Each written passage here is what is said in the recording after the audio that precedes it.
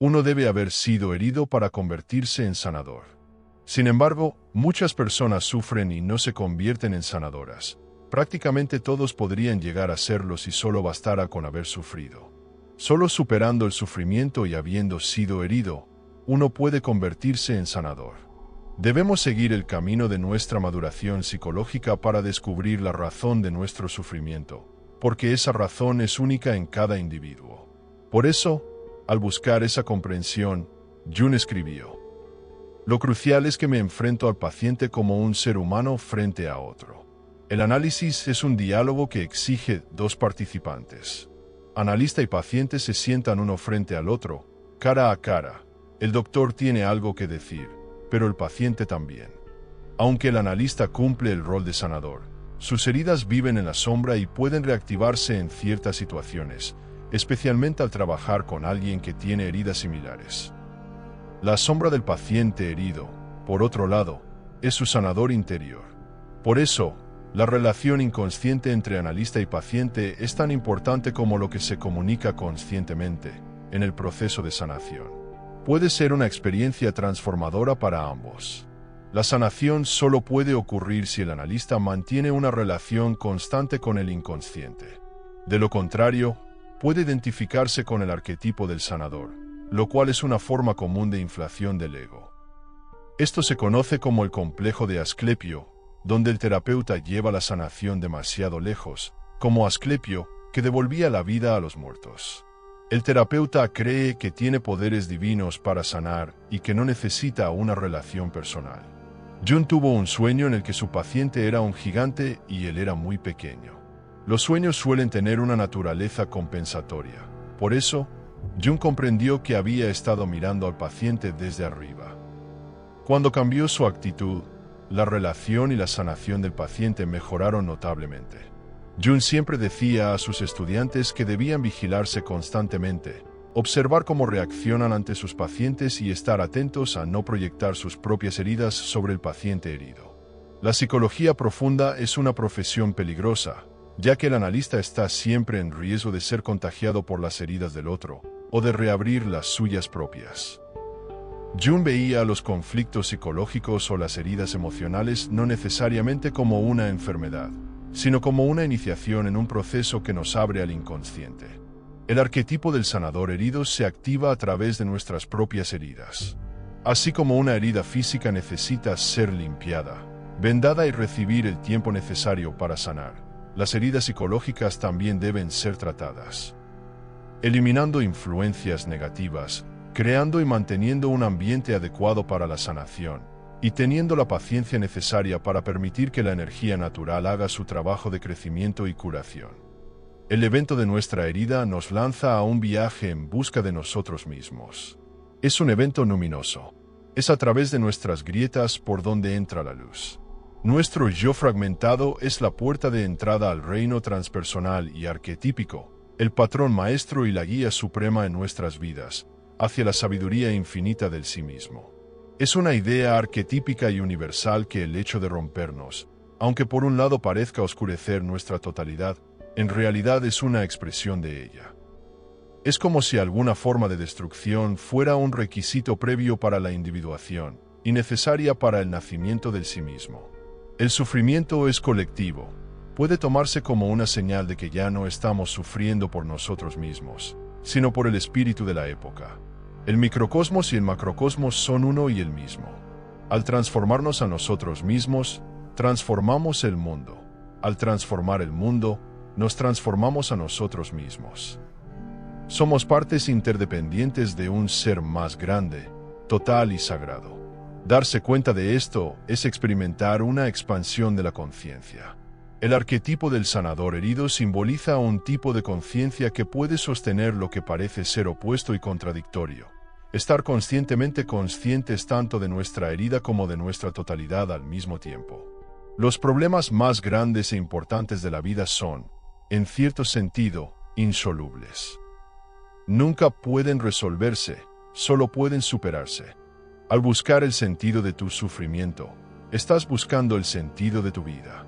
El sanador herido es el arquetipo del sí mismo, una de sus características más extendidas, y está en la base de todos los procedimientos de sanación genuinos.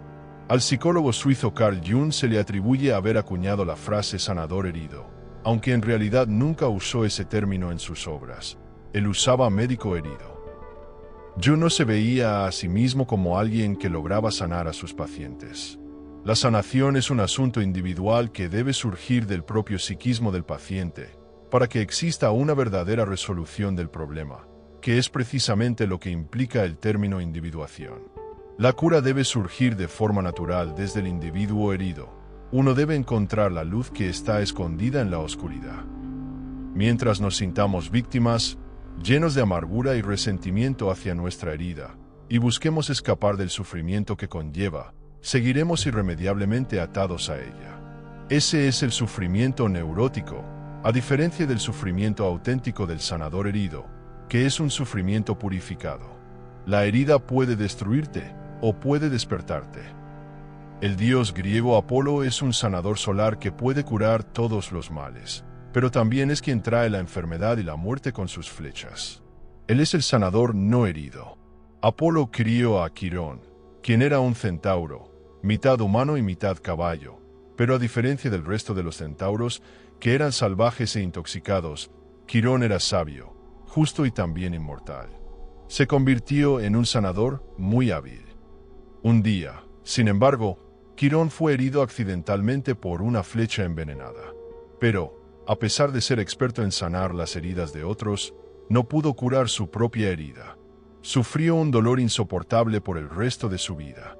Fue a causa de su grave herida que Quirón se hizo conocido como un sanador legendario en la antigua Grecia. El secreto de la sanación está dentro de la herida, que contiene la medicina. La verdadera salud proviene de la aceptación de nuestras heridas. La nobleza de Quirón se refleja aún más en la historia de su muerte. Intercambió su inmortalidad por la vida de Prometeo, quien había sido castigado por los dioses por robar el fuego y dárselo a la humanidad. Es decir, por habernos dado la conciencia, liberándonos de ser marionetas inconscientes de los dioses. La conciencia es profundamente traumática, pero también es el mayor regalo que se nos ha dado. Quirón sufrió el castigo destinado a Prometeo, y Zeus, al ver esto, se compadeció de él. En su honor, a Quirón se le concedió un lugar entre las estrellas, convirtiéndose en la constelación del Centauro. Quirón representa nuestra herida inmortal que nunca puede sanar y, al mismo tiempo, es la fuente potencial de nuestra mayor capacidad para sanar, en particular a otras personas. Cristo es la versión bíblica de esta misma imagen fundamental. La diferencia es que Quirón no tuvo elección en el asunto, porque la herida le ocurre a él y no puede curarse a sí mismo. Cristo se ofreció voluntariamente para el papel, y pudo haber escapado de su sufrimiento, pero no lo hizo. Ambos son sanadores, ambos están heridos y ambos trascienden a los cielos al final. Esta imagen debe distinguirse del sanador saludable. Apolo, Quirón antes de la herida provocada por la flecha envenenada, y Cristo antes de su crucifixión. El sanador herido combina tanto la salud como el sufrimiento. Esto es lo que San Pablo quiso decir con la espina en su carne. Quirón fue profundamente venerado como maestro e instruyó a Asclepio en las artes de la medicina, quien se convirtió en el dios griego de la sanación. Asclepio fue hijo de una mujer mortal llamada Coronis, de quien Apolo se había enamorado. Sin embargo, mientras estaba embarazada, ella mostró infidelidad al acostarse con un hombre mortal. Fue asesinada por su traición, y Apolo no pudo devolverle la vida. Mientras yacía sobre su pira funeraria, Apolo rescató al niño cortándolo de su vientre. Así nace Asclepio, salvado de la muerte, para que pudiera crecer y sanar a otros. Él sostiene el bastón de Asclepio, un báculo entrelazado con una serpiente, asociado con la sanación, y que sigue siendo un símbolo de la medicina hasta el día de hoy. Esto no debe confundirse con el caduceo, símbolo del comercio, del dios griego Hermes, que está entrelazado por dos serpientes, a veces tiene alas. Nuestras heridas pueden sumirnos en un estado miserable de sufrimiento y dolor, o pueden ser una fuente de sanación. El sanador herido se refiere a la capacidad de habitar la oscuridad del sufrimiento y allí encontrar gérmenes de luz y recuperación con los cuales como por encantamiento, hacer surgir a Asclepio, el sanador semejante al sol. Asclepio se volvió un sanador tan competente que fue capaz de devolver la vida a otros hombres mortales. Esto provocó una sobreabundancia de seres humanos en la tierra, y Hades, el dios del inframundo, se quejó a su hermano Zeus por ello. Zeus se enojó con Asclepio por haber transgredido el límite entre la humanidad y los dioses. Los hombres son mortales, y solo los dioses están libres de la muerte. Como castigo por su crimen, Zeus fulminó a Asclepio con un rayo y lo envió al Hades, para que él, aunque Dios, pudiera experimentar el destino de los mortales. Sin embargo, más adelante, fue resucitado y se le concedió un lugar en el monte Olimpo, el hogar de los dioses. Asclepio se convierte así en el único dios que ha experimentado la muerte, lo que lo convierte en una de las deidades más admiradas, amadas y veneradas por los griegos. En la antigua Grecia, existían templos de sanación dedicados a Asclepio, llamados Asclepeia, conocidos por curar a personas de todo tipo de enfermedades físicas y espirituales. Uno de los más populares era el ubicado en Epidauro, el centro de sanación más célebre del mundo clásico. Muchos peregrinos visitaban el templo y seguían una dieta de purificación, además de tomar baños que se creía beneficiaban tanto al cuerpo como al alma. La salud, la limpieza y la sanidad son todos aspectos de la diosa Higia, cuyo nombre da origen a la palabra higiene, y quien es una de las hijas de Asclepio. Los terapeutae de Asclepio guiaban a los pacientes. El término terapeute proviene del griego antiguo y se refiere a aquel que sirve a los dioses, y más adelante, a quien sana o ayuda a una persona a sanarse a sí misma, lo cual es precisamente la tarea de un terapeuta.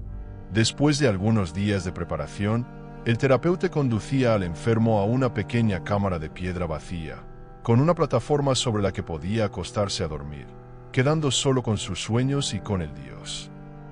Esto es trabajo teúrgico, es decir, una práctica que consiste en trabajar con Dios en lugar de simplemente hablar sobre Dios, como hace la teología. La idea era lograr una teofanía, un encuentro personal con una deidad. Muchos sueños describen a Asclepio apareciendo en forma humana, aplicando un ungüento en las partes afectadas, o en forma teriomórfica, como una serpiente o un perro, lamiendo la herida y así sanándola. En los dormitorios del templo, las serpientes se deslizaban libremente por el suelo. Para los griegos, las serpientes no eran solo seres ctónicos, sino también seres sagrados de sabiduría, sanación y resurrección. Las serpientes utilizadas no eran venenosas, y hoy se conocen como serpientes de Esculapio, nombradas en honor al dios de la sanación. La serpiente era vista como un emblema de la misteriosa relación entre la muerte y el renacimiento.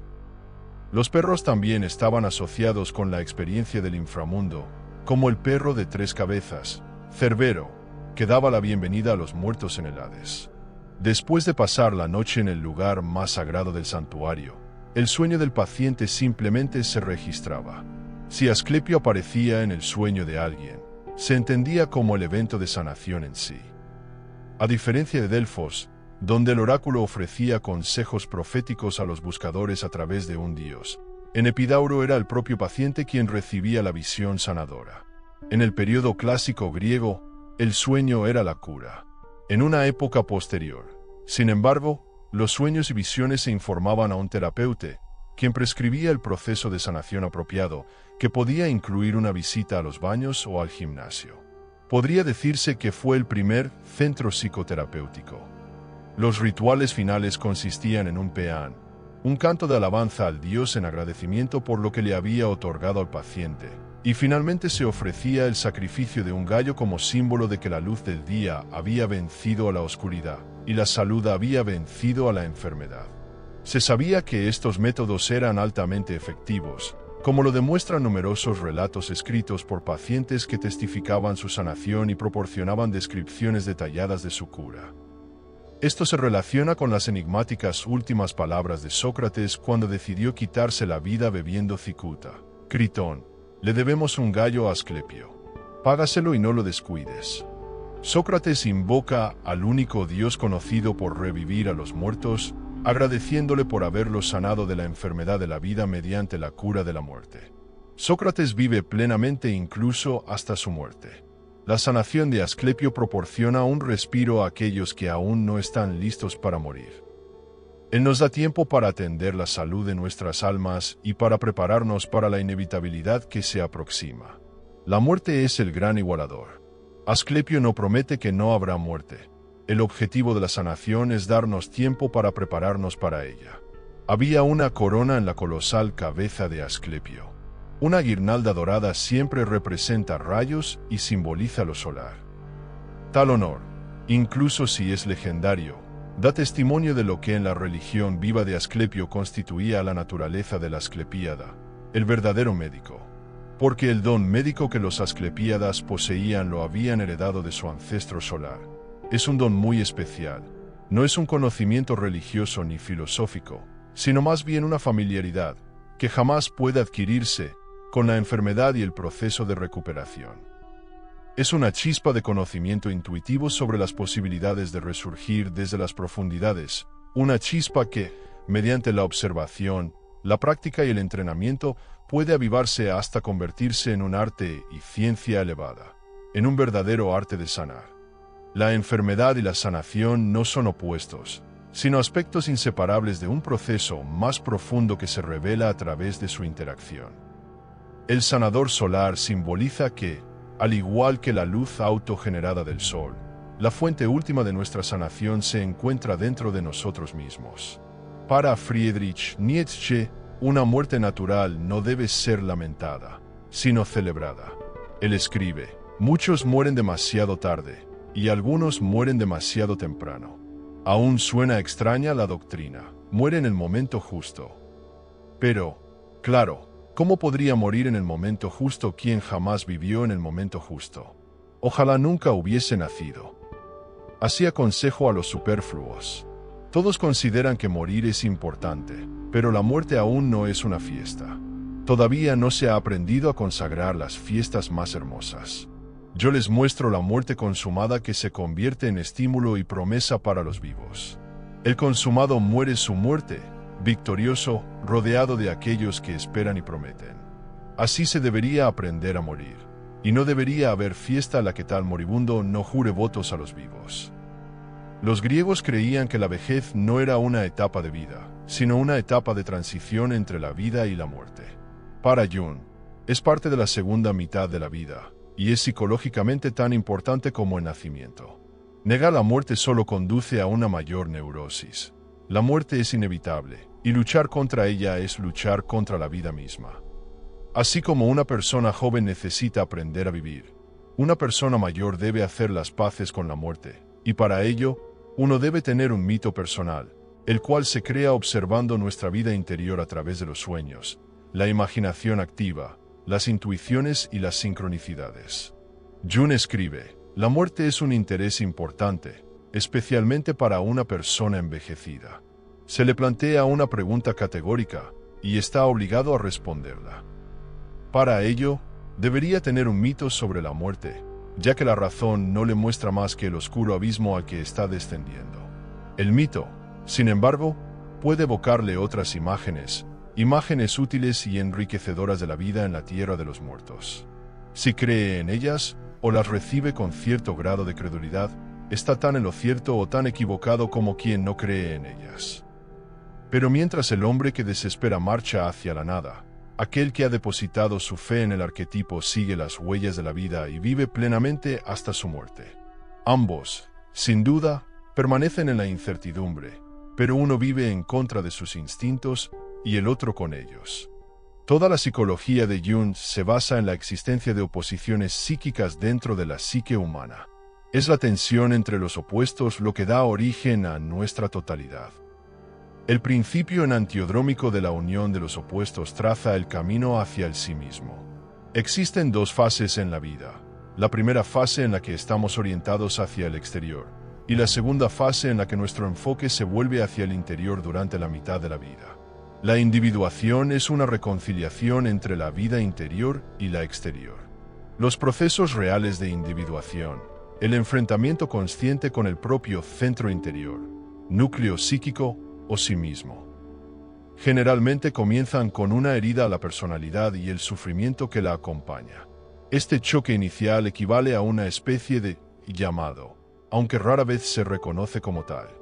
Debemos aprender de nuestras propias experiencias de haber sido heridos, para liberarnos de lo que podría ser la enfermedad más grave de todas, la fantasía de una salud sin heridas, de una vida sin muerte.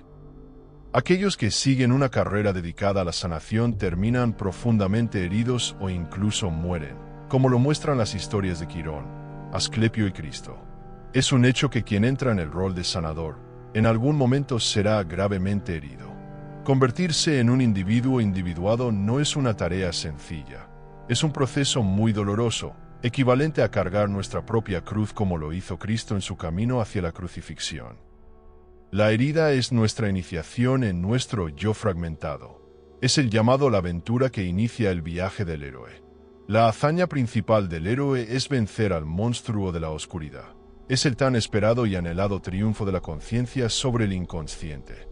Cuando el héroe vence al monstruo, encuentra el tesoro, la princesa, el elixir de la vida, etc., los cuales son metáforas psicológicas de los verdaderos sentimientos y del potencial único de uno mismo. Jung escribió: en los mitos, el héroe es quien conquista al dragón, no quien es devorado por él. Y sin embargo, ambos deben enfrentarse al mismo dragón. Además, no es un héroe quien nunca conoció al dragón, o quien, si alguna vez lo vio, declaró después que no vio nada. Igualmente, solo aquel que ha arriesgado la lucha contra el dragón y no ha sido vencido por él gana el tesoro, el botín difícil de alcanzar. Solo él tiene un verdadero derecho a la autoconfianza, porque ha enfrentado el lado oscuro de su yo. Al hacerlo, se ha ganado a sí mismo. Ha adquirido el derecho de creer que podrá superar todas las amenazas futuras por los mismos medios. El mitólogo Joseph Campbell amplió las ideas de Jung con su popular concepción del viaje del héroe, el cual no es solo una historia, sino un mito profundamente arraigado que explica la condición humana. El llamado a la aventura ocurre cuando nos separamos de nuestro mundo ordinario de comodidad y debemos adentrarnos en un territorio desconocido y peligroso, lo que genera ansiedad. Esto a menudo conduce a la negación, que lentamente deteriora la vida y las relaciones de uno. Llega un punto en el que las heridas se vuelven demasiado difíciles de soportar, y uno debe atenderlas. Atravesar nuestra herida es una experiencia genuina de muerte, ya que nuestro antiguo yo muere en el proceso, mientras nace un yo nuevo, más expansivo y empoderado. En su libro Lo sagrado y lo profano, la naturaleza de la religión, el historiador rumano de las religiones Mircea Eliade describe lo sagrado y lo profano como dos situaciones existenciales asumidas por la humanidad a lo largo de la historia. Desde la perspectiva del pensamiento religioso, la manifestación de lo sagrado, hierofanía, es lo que da sentido, estructura y orientación al mundo. Lo sagrado es semejante al mundo platónico de las formas, que existen más allá del espacio y del tiempo. Es el hogar de lo universal, lo inmortal y lo eterno. Lo profano, en cambio, contiene todo lo concreto, lo mortal y lo temporal.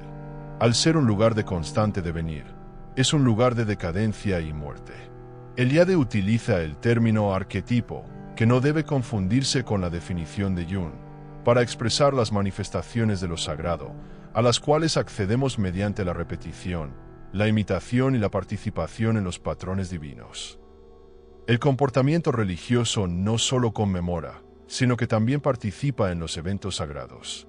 Nuestros antepasados interactuaban con lo sagrado, porque sin ello, el ser humano no es más que polvo y ceniza. Sin embargo, lo sagrado también produce un sentimiento de terror ante su misterio sobrecogedor, Mysterium Tremendum, y un temor religioso ante el misterio fascinante, Mysterium Fascinans, en el cual florece la plenitud perfecta del ser. Todas estas son experiencias luminosas, inducidas por la revelación de lo divino. Por mucho que haya desacralizado el mundo, el hombre que ha elegido una vida profana nunca logra deshacerse por completo de su comportamiento religioso. Las celebraciones y rituales representan la idea de lo que Eliade llama el eterno retorno, es decir, una reconexión con la era mítica.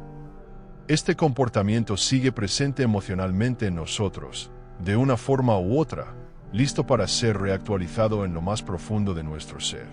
Cada año se convierte en una repetición de la edad mítica, y podemos entrar en el reino divino, transportándonos de nuevo al mundo de los orígenes. El tiempo no es una sucesión lineal de eventos, sino un círculo. El tiempo lineal y la falta de valor inherente en el curso de los acontecimientos históricos, el terror de la historia, es una de las razones de las ansiedades del hombre moderno. Eliade describe las enfermedades, los sueños y los éxtasis como una iniciación chamánica, que no se resuelve hasta que uno transforma lo profano en lo sagrado. Eliade deja claro que el chamanismo no es ningún tipo de enfermedad mental, sino más bien una crisis temporal que expresa la condición humana. En las iniciaciones chamánicas, el iniciado a menudo experimenta algún tipo de enfermedad, la cual no se resuelve hasta que la persona practica ejercicios chamánicos como el tamborileo o los cánticos, hasta que se cura. Entonces es considerado un chamán dentro de la comunidad y asume el rol de sanador. El mago primitivo, el curandero o chamán, no es solo un hombre enfermo, es sobre todo un hombre enfermo que ha sido curado, que ha logrado curarse a sí mismo. Los relatos del viaje interior del chamán, llenos de agitación y angustia, expresados a través de la acción estática del trance, revelan las imágenes veneradas de la psique despierta, símbolos vivos que abarcan la experiencia humana en su totalidad. A través de la expresión creativa, la condición humana se eleva, se mitologiza y, finalmente, se comprende colectivamente. El camino de vida del chamán es casi tan antiguo como la conciencia humana misma, y precede a las civilizaciones más antiguas registradas por miles de años. Un hilo común parece conectar a todos los chamanes del planeta, un despertar hacia otros órdenes de la realidad, la experiencia del éxtasis y la apertura hacia los reinos visionarios. La entrada al otro mundo ocurre mediante una ruptura total, una crisis que implica una muerte psicológica y espiritual. Existen muchas similitudes entre estos rituales arcaicos y la experiencia que viven las personas en la psicoterapia. A menudo, las personas emprenden una profesión de ayuda porque quieren abordar sus propias heridas personales, una infancia disfuncional, abuso, complejo de inferioridad, etc., con el fin de sanarse a sí mismos y ayudar a otros en sus propios procesos de sanación. Psicológicamente, todos tenemos una función compensatoria en nuestras vidas.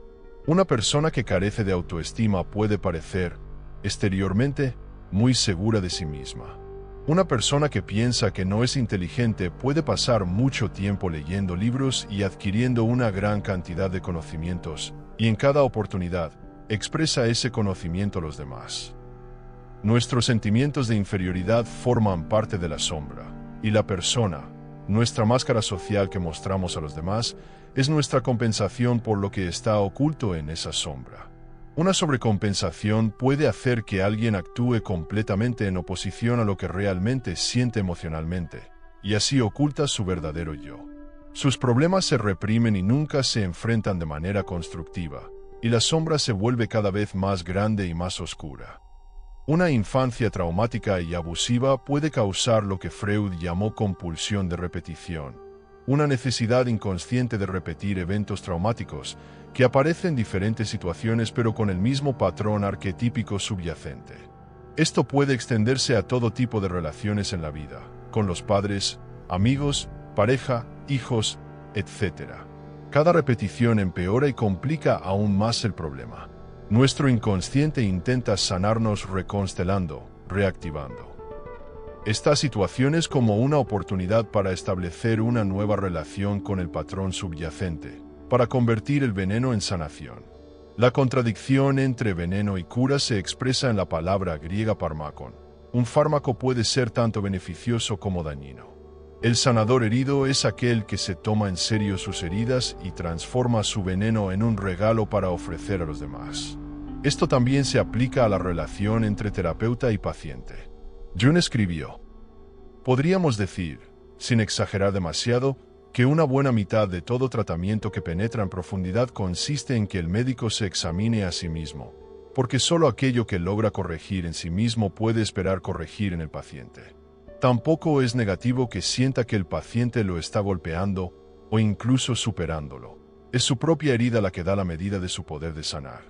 Esto, y nada más, es el significado del mito griego del médico herido. Freud y Jung fueron sanadores heridos modernos. Freud, durante los últimos 16 años de su vida, fue atormentado incesantemente por un cáncer en la mandíbula, que finalmente lo llevó a la muerte. Jung estuvo al borde de quitarse la vida durante su periodo de confrontación con el inconsciente. Un mes antes de su muerte, ya demasiado débil para salir a caminar, fue llevado en auto por algunos de sus caminos favoritos, despidiéndose del paisaje. A pesar de su sufrimiento, continuaron escribiendo y ejerciendo, transmutando su veneno en una poción curativa, como verdaderos alquimistas. Sin embargo, no es solo el terapeuta quien lleva a cabo la sanación. Es común que el paciente proyecte sobre el analista la imagen del sanador, y cuando no hay progreso, el paciente se enoja, tal vez abandona la terapia, y eventualmente regresa. Esto se conoce como transferencia y es un fenómeno típico en la terapia. El paciente puede, por ejemplo, transferir inconscientemente sus sentimientos hacia su padre abusivo sobre el analista, y el analista debe tener cuidado de no involucrarse en la contratransferencia, en la cual el paciente le recuerda a alguien de su propia vida. El analista debe estar preparado para no proyectar sus propias heridas sobre el paciente ya herido. Debe desarrollar un mapa claro de sus propias heridas, en el cual pueda describir sus experiencias de haber sido herido, cómo se sintió durante ese periodo de vulnerabilidad y cómo lo enfrentó. Nuestras heridas pueden convertirse en una fuente profunda de sanación para otro. El médico es eficaz solo cuando el mismo está afectado. Solo el médico herido sana. El analista toma el sufrimiento del paciente, lo comparte con él y sufre con él. Esto tiene un efecto sanador, tal como el sufrimiento de Cristo es misteriosamente curativo para los demás. Por sus heridas fuimos sanados. Jung aprendió a través de su práctica que solo el analista que se siente profundamente afectado por sus pacientes puede sanar, y que el analista no puede llevar al paciente a un lugar al que él mismo nunca ha ido. Esto no es solo una cuestión de empatía, sino de conocimiento, gnosis, sobre qué es el trabajo del alma y por qué es importante. En algún momento, el paciente también debe darse cuenta de que el potencial de sanación reside dentro de sí mismo. El analista actúa como un psicopompo o guía espiritual para el paciente. Puede ser de gran ayuda tener aliados para derrotar al propio dragón, que simboliza los miedos, obstáculos, dificultades o represiones. Pero uno mismo debe dar el golpe final al dragón. Jung escribió: "Lo crucial es que me enfrento al paciente como un ser humano frente a otro". El análisis es un diálogo que exige dos participantes. El analista y el paciente se sientan frente a frente, cara a cara. El médico tiene algo que decir, pero el paciente también. Aunque el analista desempeña el rol de sanador, sus heridas viven en la sombra y pueden reconstelarse en ciertas situaciones, especialmente al trabajar con alguien cuyas heridas son similares. La sombra del paciente herido, por otro lado, es su sanador interior. Por lo tanto, la relación inconsciente entre analista y paciente es tan importante como lo que se comunica conscientemente, en términos del proceso de sanación. Puede ser una experiencia transformadora para ambos. La sanación solo puede ocurrir si el analista mantiene una relación continua con el inconsciente. De lo contrario, puede identificarse con el arquetipo del sanador, lo cual es una forma común de inflación del ego. Esto se conoce como el complejo de Asclepio, donde el terapeuta lleva la sanación demasiado lejos, como cuando Asclepio devolvía la vida a los muertos. El terapeuta cree tener poderes divinos de sanación, y que no es necesaria una relación personal. Jung tuvo un sueño en el que su paciente era un gigante y él era muy pequeño. Los sueños suelen tener una naturaleza compensatoria. Por lo tanto, Jung comprendió que había estado mirando al paciente desde arriba. Cuando ajustó su actitud, la relación y la sanación del paciente mejoraron notablemente. Jung siempre decía a sus estudiantes que debían vigilarse constantemente, observar cómo reaccionan ante sus pacientes y estar atentos a no proyectar sus heridas sobre el paciente herido. La psicología profunda es una profesión peligrosa, ya que el analista está siempre en riesgo de ser contagiado por las heridas del otro, o de reabrir las suyas propias. Jung veía los conflictos psicológicos o las heridas emocionales no necesariamente como una enfermedad, sino como una iniciación a un proceso que nos abre al inconsciente. El arquetipo del sanador herido se activa a través de nuestras heridas. Así como una herida física necesita ser limpiada, vendada y recibir el tiempo necesario para sanar, también las heridas psicológicas necesitan ser tratadas. Eliminando influencias negativas, creando y manteniendo un entorno en el que pueda darse la sanación, y teniendo la paciencia necesaria para permitir que la energía natural realice el trabajo de crecimiento y curación. El evento de nuestra herida nos lanza a un viaje en busca de nosotros mismos. Es un evento luminoso. Es a través de nuestras grietas por donde entra la luz. Nuestro yo fragmentado es la puerta de entrada al reino transpersonal y arquetípico, el patrón maestro y la guía suprema en nuestras vidas, hacia la sabiduría infinita del sí mismo. Es una idea arquetípica y universal que el hecho de rompernos, aunque por un lado parezca oscurecer nuestra totalidad, en realidad es una expresión de ella. Es como si alguna forma de destrucción fuera un requisito previo para la individuación y necesaria para el nacimiento del sí mismo. El sufrimiento es colectivo. Puede tomarse como una señal de que ya no estamos sufriendo por nosotros mismos, sino por el espíritu de la época. El microcosmos y el macrocosmos son uno y el mismo. Al transformarnos a nosotros mismos, transformamos el mundo. Al transformar el mundo, nos transformamos a nosotros mismos. Somos partes interdependientes de un ser más grande, total y sagrado. Darse cuenta de esto es experimentar una expansión de la conciencia. El arquetipo del sanador herido simboliza un tipo de conciencia capaz de sostener lo que parece ser opuesto y contradictorio. Estar conscientemente conscientes tanto de nuestra herida como de nuestra totalidad al mismo tiempo. Los problemas más grandes e importantes de la vida son, en cierto sentido, insolubles. Nunca pueden resolverse, solo pueden superarse. Si llegaste hasta aquí, quiero que comentes, estoy sanando, y en mi sanación, ayudo a otros a sanar. Que sea tu afirmación para el día de hoy. Suscríbete para recibir más reflexiones profundas como esta, y no olvides dar like y compartir este vídeo con alguien que pueda necesitar escucharlo.